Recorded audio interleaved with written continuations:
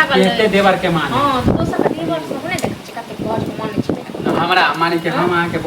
बोझ छी ना तो रहब ने बोझ रहब ना चल जाब एक दिन रहब अकेले भगवान दने से जब काम करू के काज करू के कमा के आन दिए त हम देव बना खाए नहीं कमा के आके देव त कथि हमरा ना है कि खा लेबे त कम जरूर सन खा लियो अपन व्यवस्था कर लियो त नहीं देब एहन बोली त कमाइयो के नहीं रात से नहीं देव बना के हम खाए ठीक है ना की और रहत घर पर त खाना बात करे देव हां नहीं है घर पर चलो ठीक छे रख मुझे खाना देना भूख लागल भूख के लागे 10 बेर पर से कहू कतना सुन देव 10 बेर का खाए भूख लगे त कथि करी अपने 2 घंटा पहले खा गेल छलिए ना तो 2 घंटा पहले खाइए त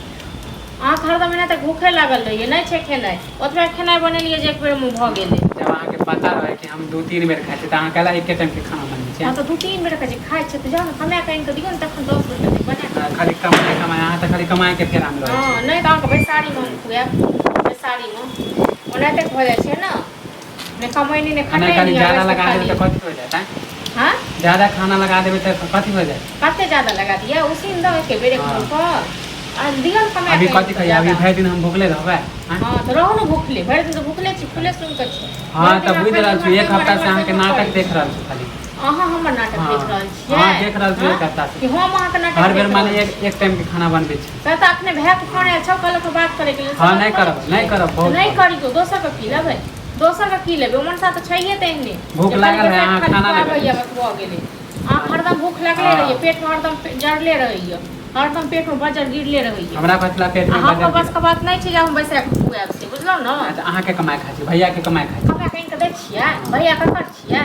हमर कोन हम नहीं कथी अहाँ के से कहू न खरीद भैया के हाथ पर भगवान दने छै जते दुख दे छै ना नीक नहीं होता अहाँ के नहीं नीक है बुझलो न खाली काम के जिंदगी भर हमर समय अहाँ जखनी कहबै तखनी हम कमाई देबै जखने कहबै तखने नहीं अहाँ कहबै जखने तखने हम द दी अहाँ के हां त हमरो मन जे आवत तैया देबै हां के बाप के नौकर छी ना नाना के नौकर छी नहीं खाना बना देबै त हम नौकर हो जाए हां 10 बेर के खेत